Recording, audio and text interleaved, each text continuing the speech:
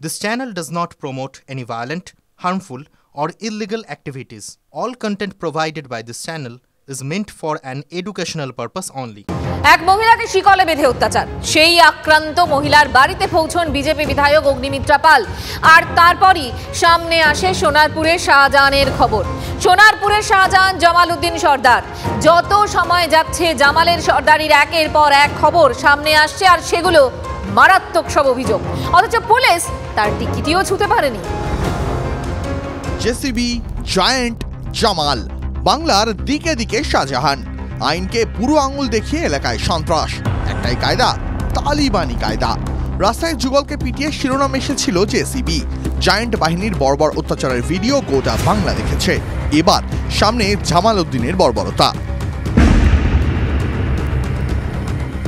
জামালের বিরুদ্ধে সালিশি সভা ডেকে মাতব্বরের অভিযোগ। পারিবারিক বিবাদ মেটানোর নামে এক মহিলার পায়ে শিকল বেঁধে অকথ্য অত্যাচারের অভিযোগ উঠেছিল। বিজেপি বিধায়ক অগ্নিমিত্রা পাল সেই মহিলার বাড়িতে যাওয়ার পর জামালের কীর্তি সামনে আসে। বুধবার মুখ খুলেছেন আরও এক নির্যাতিতা মহিলা। ওই মহিলা ও তার স্বামীকে ছাদ থেকে শিকলে বেঁধে উল্টো করে ঝুলিয়ে মারধর করা হয় বলে অভিযোগ। জামাল কি তোমাকেও মারধর করেছিল? হ্যাঁ। কবে? এই 1 থেকে 1.5 মাস হচ্ছে। কি হয়েছিল? আমাদের বাড়ি ঝড় হচ্ছিল, আমার মামা শ্বশুরকে জানিয়েছে, ও এসে তুলে নিয়ে গেছে, 6-7 জন এসে তুলে নিয়ে গেছিল। আমাকেও মারধর করেছে, আমার বরকেও ধরে পিটেছিল, ছেকল দিয়ে বেঁধে উপরে টাঙিয়ে মেরেছিল। জামাল আমাদের অতিরিক্তভাবে মারধর করে। আমরা চাইছি জামাল শাস্তি পাক। সবসময় সব মহিলাদের তুলে এরকম মারধর করে, ফের হচ্ছে করে তলাবাজি করে, গুন্ডামি করে বেড়াচ্ছে।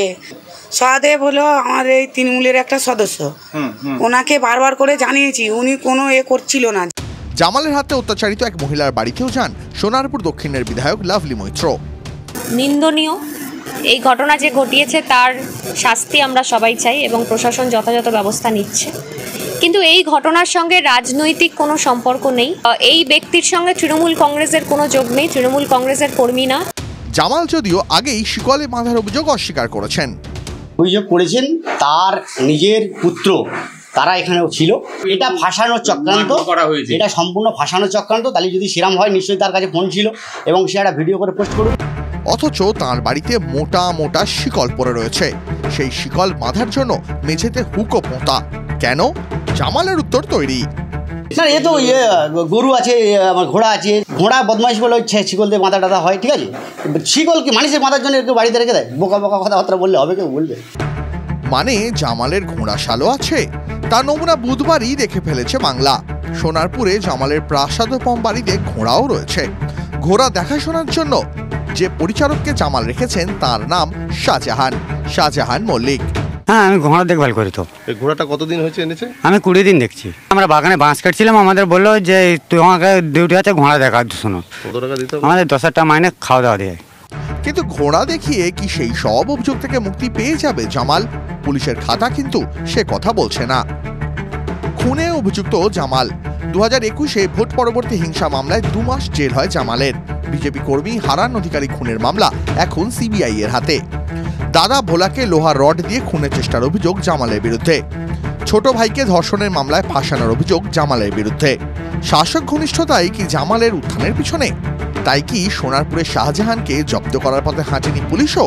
শুরু চাপানুতোর। পুরো তৃণমূল সরকারটাই দাঁড়িয়ে আছে মোগল সাম্রাজ্যের ওপরে। কেউ শাহজাহান, কেউ জালালউদ্দিন, আবার সাদ্দাম হোসেনও খুঁজে পাওয়া গেছে।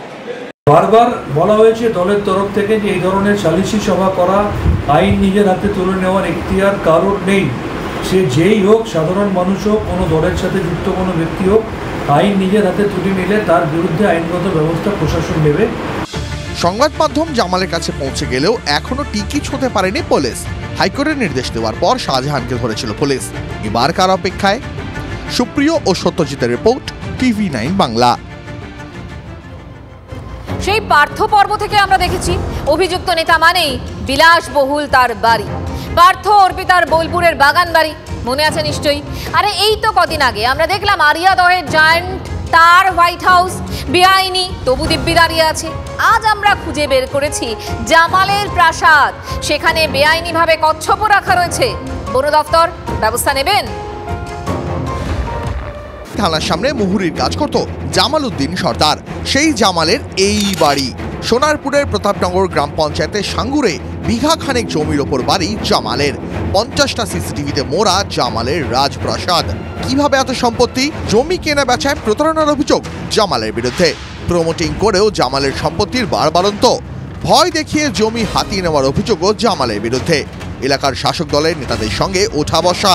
শাসক ঘনিষ্ঠতাই কি জামালের উত্থানের পিছনে? তাই কি সোনারপুরে শাহজাহানকে জব্দ করার পথে হাঁটেনি পুলিশও? জামালের বাড়ি চৌবাচ্চায় একটি কচ্ছপেরও খোঁজ মিলেছে। ভারতীয় প্রজাতির কচ্ছপ, নাম ইন্ডিয়ান ফ্ল্যাপশেলস টর্টয়েস। বন্যপ্রাণ আইনের শিডিউল 1 গোত্রে পড়ে এই কচ্ছপ। আইন না মানলে 2 থেকে 6 বছর পর্যন্ত কারাদণ্ড হতে পারে। বন দপ্তর কি কচ্ছপটিকে উদ্ধার করবে? বন্যপ্রাণ আইন অনুযায়ী শাস্তি হবে জামালের? সুপ্রিয় ও সত্যজিতের রিপোর্ট, TV9 বাংলা। এবার একটা আপডেট দেব। জামালকে পাওয়া যায়নি, তবে জামালের বাড়ি থেকে হার্ড ডিস্ক সংগ্রহ করলো সোনারপুর থানার পুলিশ। উদ্ধার করা হয়েছে সেই শিকল। তদন্তের জন্য সিসিটিভি ফুটেজ খতিয়ে দেখা হবে। কিভাবে মারধর করা হয় খতিয়ে দেখবে পুলিশ। মঙ্গলবার বেলা 12:30 থেকে বেপাত্তা জামাল। মোবাইল লোকেশন ট্র্যাক করা হচ্ছে, করা যাচ্ছে না। বাংলাদেশ পালিয়ে যেতে পারে জামাল, এমনটা পুলিশ সূত্রে খবর। সুরঙ্গ খ্যাত সেই সাদ্দাম। জামালের মতো পুলিশ সাদ্দামেরও কিন্তু টিকে ছুঁতে এখনো পর্যন্ত পারেনি। গতকাল আপনাদের দেখিয়েছিলাম যে সাদ্দামের সুরঙ্গ। কুলতলিতে সাদ্দামের বাড়ির পিছনেই খাল, আর সেই খাল পথে 2 কিলোমিটার গেলেই মাতলা নদী। কোন দিকে জঙ্গল, কতটা গেলে বাংলাদেশ, দেখাবো আমাদের প্রতিনিধি সিজার মণ্ডলের এক্সক্লুসিভ রিপোর্ট। কুলতলির পয়তারহাট গ্রামে রহস্যময় সুড়ঙ্গ আবিষ্কার হওয়ার পরে 48 ঘন্টারও বেশি সময় কেটে গেছে। সেই সাদ্দাম সর্দার এবং তার ভাই এখনও কিন্তু অধরা। আমরা গতকালই দেখিয়েছিলাম সাদ্দাম সর্দারের বাড়ি। সাদ্দাম সর্দারের বাড়ির ঠিক পেছন দিক দিয়ে খাল বয়ে যাচ্ছে এবং সেই খাল 2 কিলোমিটার গেলেই এই মাতলা নদী, যে মাতলা নদীর ওপর আমি এই মুহূর্তে দাঁড়িয়ে রয়েছি। এবং গতকাল থেকে আমরা বারবার দর্শকদের বোঝানোর চেষ্টা করছিলাম যে গোটা এলাকার যে ভৌগোলিক অবস্থান, যেভাবে গোটা এলাকা বিভিন্নভাবে নদী নালায় বিচ্ছিন্ন এবং দুর্গম, সেই দুর্গমতার সুযোগে এই আন্তর্জাতিক চক্র এখানে কতটা সক্রিয়। এবং সেই মাতলা নদীর ওপর দাঁড়িয়ে, মাতলা নদীর ঠিক ওপারেই রয়েছে কয়েকটি ছোট ছোট গ্রাম। সেগুলো মূলত দ্বীপ এবং সেখানে যাতায়াতের একমাত্র ব্যবস্থা হচ্ছে এই নৌকো বা লঞ্চ। দেউলবাড়ির মতো একটা গ্রাম রয়েছে এবং তারপরে সম্পূর্ণ উল্টো দিকে হচ্ছে ক্যানিংয়ের ঝড়খালি, যেটা এখান থেকে অনেকটাই দূরত্ব। এবং যেখান থেকে ওই বড় যে লঞ্চটা আসছে সেই দিকটা হচ্ছে পুরোটাই কোর ফরেস্ট। এবং এই নদী পেরোলেই, মাতলা পেরোলেই তারপরে বিদ্যাধরী, এবং বিদ্যাধরী পেরোনোর পর পুরো সাগরের দিকে এগিয়ে যাচ্ছে এবং বাংলাদেশ সীমান্ত, যে জলসীমান্ত, সেই জলসীমান্ত শুরু হচ্ছে। এবং সেখান থেকেই কোথাও যে সন্দেহটা আধিকারিকরা বারবার করছিলেন যে একটা আন্তর্জাতিক যোগ রয়েছে এই চক্রের, এবং এই সাদ্দামের পালানোর পেছনেও যে এই জলপথ একটা পথ হতে পারে, সেই সন্দেহটা কিন্তু প্রথম থেকেই করা হচ্ছিল। কারণ বাড়িতে যেভাবে শোবার ঘরের তলায় সুড়ঙ্গ করে রাখা হয়েছিল এবং যে সুড়ঙ্গ সরাসরি যোগ রয়েছে মাতলার সঙ্গে যুক্ত থাকা খালে, এবং সেই খালপথে পালিয়ে যাওয়াটা অস্বাভাবিক নয়। ইতিমধ্যে একাধিকবার ওই গ্রাম, আশেপাশের বিভিন্ন গ্রামে পুলিশি তল্লাশি হয়েছে। সাদ্দামের হদিশ পাওয়া যায়নি, সাদ্দামের ভাইয়ের হদিশও পাওয়া যায়নি, এবং ওই চক্রে বাকি যাদের নাম উঠে আসছে তাদের হদিশও মেলেনি।